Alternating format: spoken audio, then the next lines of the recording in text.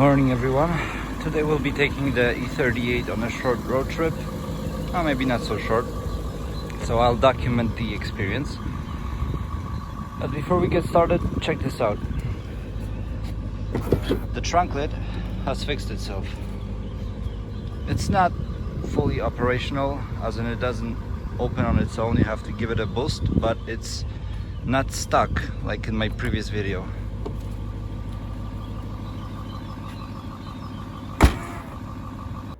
Before the screen stops working, let me just reset the fuel consumption so we can check it later. 1 and 2, and we'll check what the consumption was like at our destination. First things first, we have to fill her up, drop off some boxes, and then we are off. Another problem that I've noticed ever since I got this car is that it's very difficult to fill it up. It seems like the nozzle from the gas pump thinks that the tank is full, so if I press it even so slightly, it just stops pumping gas. So I have to be very sensitive with it, and it takes a long time to fill this up. That is the maximum speed at which I can fill this thing up at. Well, that was embarrassing.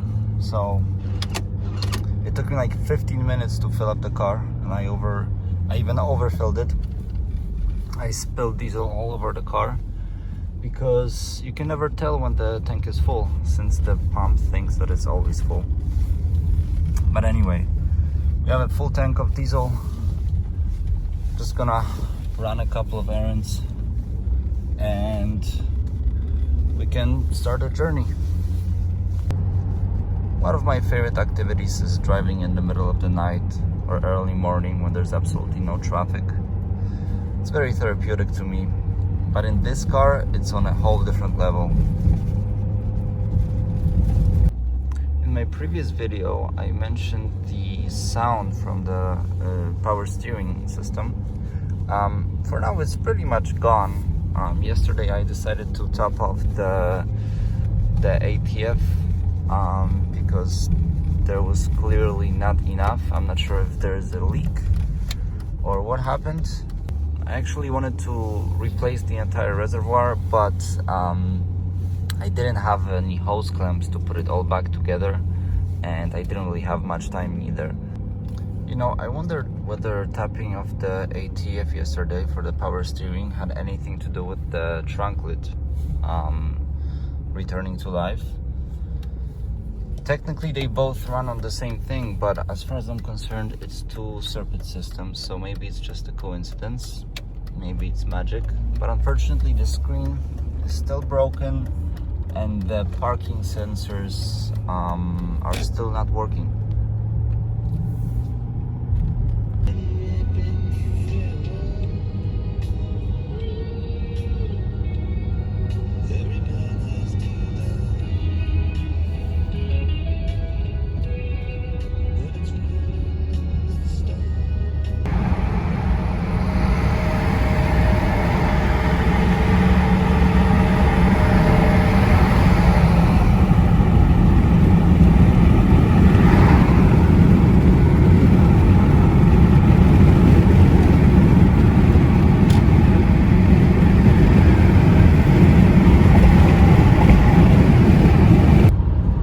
So far so good.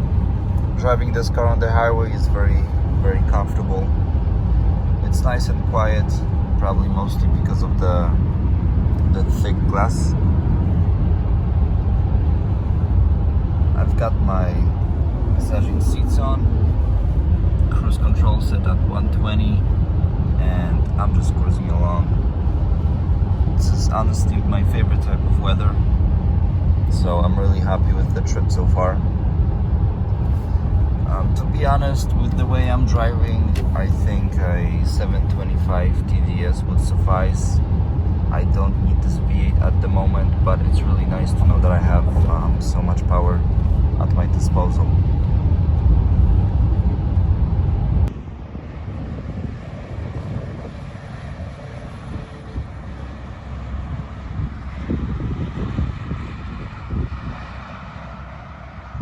We're about 100 kilometers into this trip. I just stopped to stretch my legs. I'm really happy with the experience. This car is, well, it's been made for the highway, so no wonder that it's great. We won't be going too crazy today for a couple of reasons.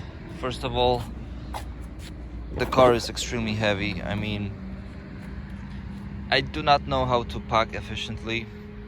I always just take anything that I might need. So it's squatting a little bit. In the rear seats, of course, I've got stuff. I've got an ice box. You know what it's like when you visit family. I put a blanket on the seats just so I don't scratch the leather.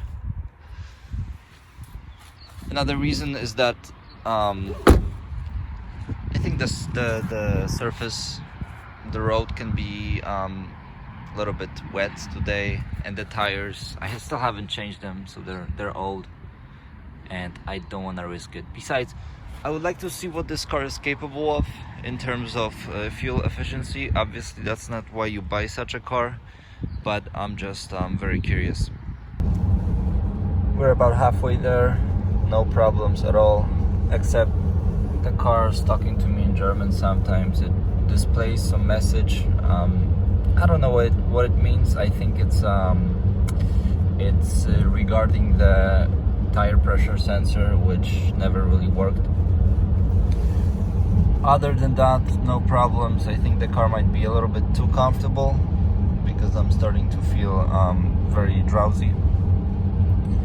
But anyway, I'm just doing some hypermiling, eating my potatoes. I haven't even told you where we're going. So we're going to Chełm, which is a small town on the very east side of Poland, very close to Ukraine. It's changed a lot since I remember it as a child. However, it's still a small Eastern European town. What surprised me is that when I visited 2 weeks ago, I saw 3 different E38s in a single day. So we'll see whether I can find any cool cars this time. I know that the people there really like their Audi A8s, the first generation D2. There's plenty of them there too. Maybe it's just the same one that I keep seeing over and over again. But anyway, I'll let you know once I'm there.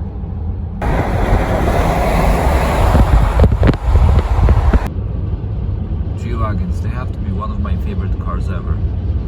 I'm not a huge fan of the newest body style, but the color on it is insane. It's actually a dual tone paint job. It's got black fenders and a cherry red body, and it's an AMG too. So something strange happened. I was driving on the highway. I decided to accelerate. I got to maybe up to 180, and then the car just lost power. Some message in German popped up after I pulled over.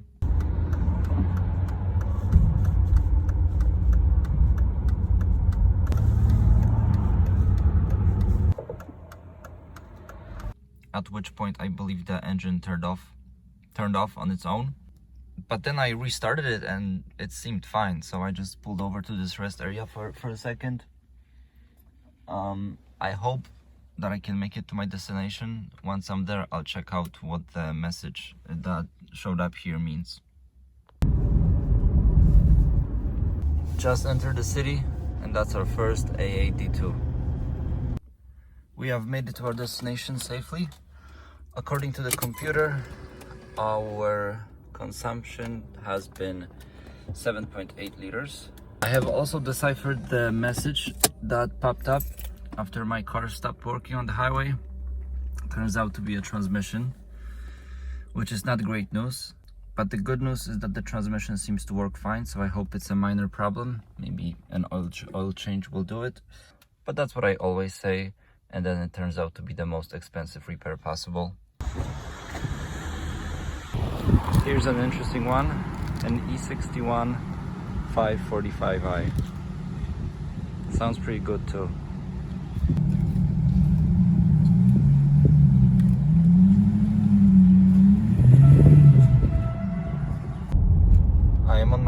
fill up the car so we can check the accurate fuel consumption of this trip.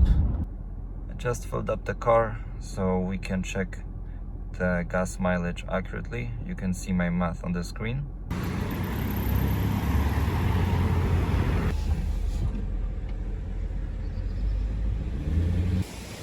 This is a beast.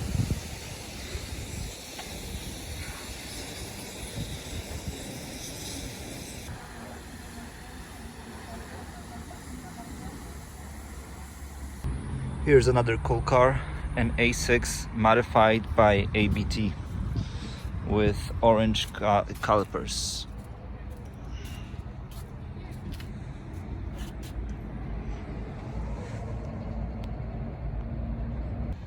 Looks to be a diesel, so if I'm not mistaken, that's a twin turbo V6, probably with some additional power from the ABT package. Very interesting exhaust tips.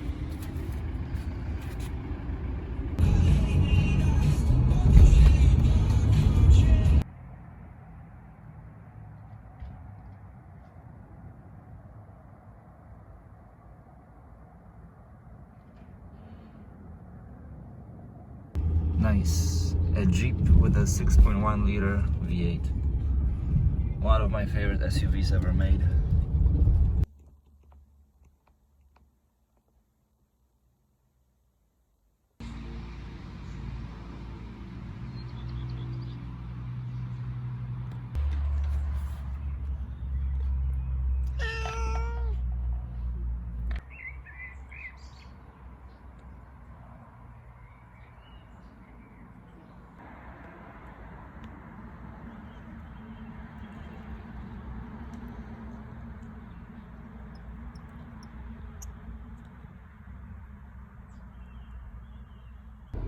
Huh, a yellow Q7.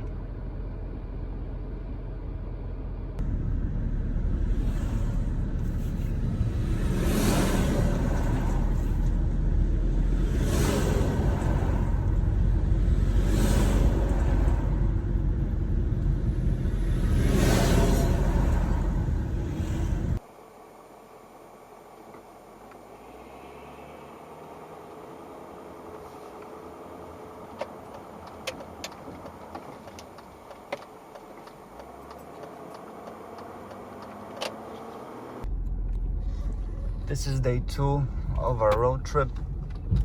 I barely drove the car today. As you saw yesterday, I had a close call. Somebody almost crashed into me. Everybody makes mistakes. Thankfully, I was aware of my surroundings. You know, it would have been a bummer had somebody crashed into this car, although a little bit of a relief, to be honest. Today I noticed that we have an oil as well as a power steering fluid leak. I don't know about the ratio. I don't know which one's leaking more, but I did have to top off the power steering fluid. Hopefully, after I change the reservoir, after I replace it, the leak will have been fixed. Otherwise, we'll have to dig deeper, see where it's leaking from exactly.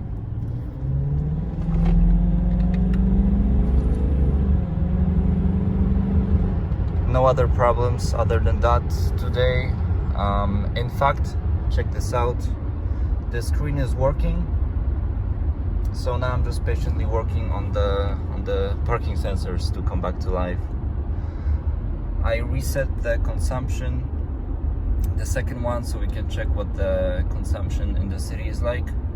So far we're averaging about 15.5 liters. But like I said, I did not drive this car a lot today. Another thing I've noticed is that well, I changed the language in this display to English.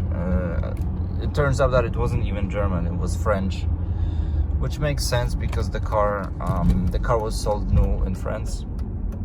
So I guess it reverted to its original settings. And you know, it kept giving me a message which seemed very scary in French. but it turns out that it's only a low level of washer fluid. You know, in my opinion, it's kind of bad design to make the notification sound and display the same. Oh god. Oh no. It's breaking. Anyway, it's bad design in my opinion for the notifications to be the same regardless if it's a transmission failure or just a low level of washer fluid. But it's a relief that that's only that. Oh no. See, I spoke too soon. But it worked all day long, I'm telling you. Oh well. We'll see. Maybe another. I've performed a battery reset, and that's what fixed it initially, or for the first couple of minutes of driving. But I'll do it again, I guess, except I'll disconnect the battery for like 40 minutes maybe instead of 15, what I had done before. If not, then we'll just keep thinking what it could be. But yeah, that's not giving me a lot of hope for the parking sensors to come back on their own. Thankfully, no transmission errors today. Car drives fine. We'll just have to sort out the leaks. But well, the power steering fluid leak is kind of significant, I would say, because I did have to top up a little bit more than I would have expected to. But the engine oil level is still relatively fine, so I'll check back in a couple of days. Yeah, this thing is gone. This is day 5 of our road trip. What can I say? The car is very comfortable. It's a great place to be in. Even driving it around the town, it's extremely pleasant. It's like a bubble of comfort. What's not so nice are all the leaks, and not only is the car leaking oil and power steering fluid, but it's got a slight coolant leak as well. And when you approach the car, you can smell diesel, so the fuel lines should be replaced as well. So essentially the car is leaking every fluid possible, and I will definitely have to get it sorted because it's really embarrassing parking this car and having a large puddle underneath within a couple of hours.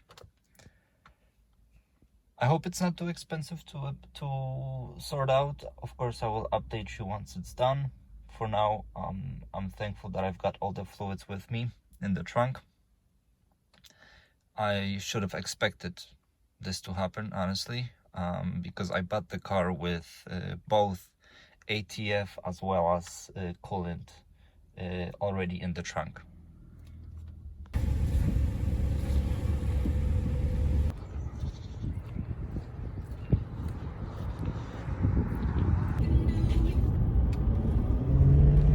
One of the best cars in the world, Lexus LS. I'm sure he doesn't have a problem with parking sensors or the screen.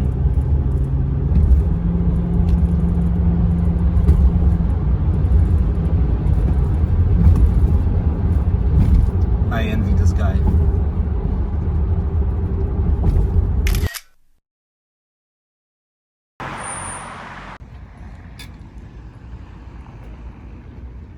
You know, I really love the fact that the car has such a spacious interior. I can put my entire laptop on this center console because it's so wide and flat, and it supports it without any issues. Just checking out a cool BMW listed at an auction. I don't have the balls nor the money to buy one, but I've always been a fan of these, especially only the facelifted version. The first one was a disaster. Maybe, see, this is what I would have bought had that guy crashed into me. That's what I would have used the insurance money for. That's gotta be the same one from yesterday.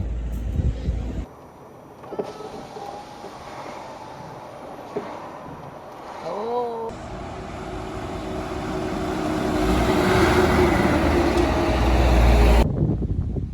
Can you guess where I park?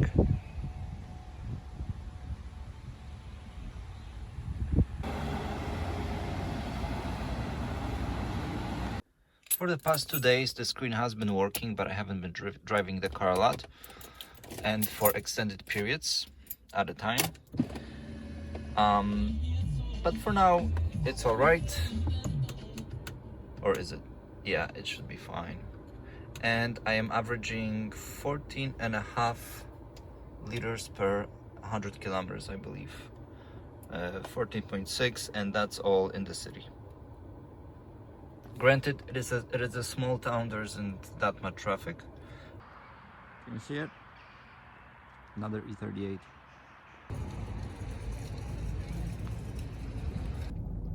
This is the last day of our trip and we're about to head back.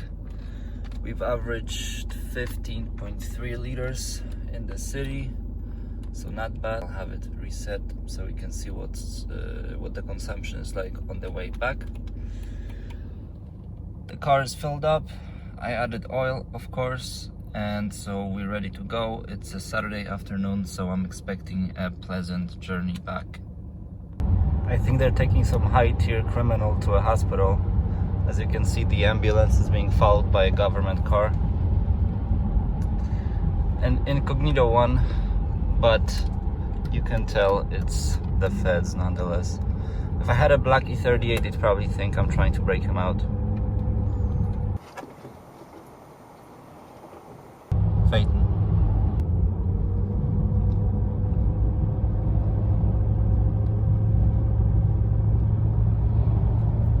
That is a long line of trucks. Just keeps going.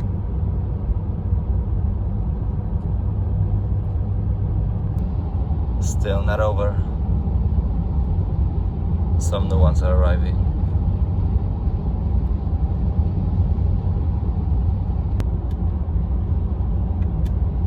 Nope, not over yet.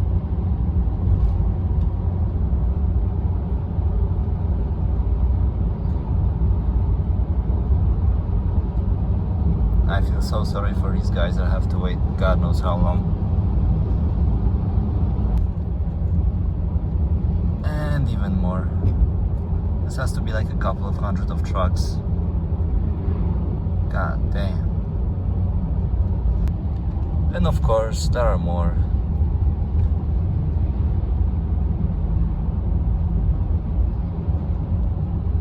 We're about halfway there, more or less. You know, what's very ironic about this car is that it's got a V8, it has plenty of power, plenty of torque, but it has this tranquilizing effect on me, and I don't even want to speed in it. Look at this, our average consumption, 6.7 liters per 100 kilometers. I've been doing some hypermiling behind the truck for a great part of this journey. And I'm very surprised with the consumption. Obviously, that's not why you buy such a car, not for the consumption, but nonetheless, it is very interesting. Anyway, I forgot to tell you that during my trip, I replaced my 10-year-old tires. I got some budget tires. They were like 250 euros for the set, I think. But I hope they will suffice for my needs for the foreseeable future.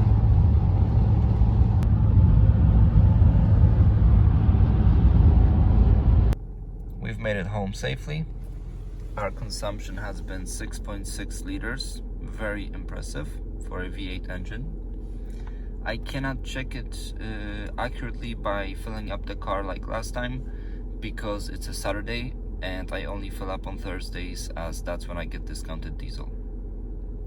My idea for the next video has been a fuel consumption challenge, although this is going to be very difficult to beat. Thank you for watching, everyone. I hope you enjoyed the video. As soon as I come up with an idea for a new one, I will make sure to post it.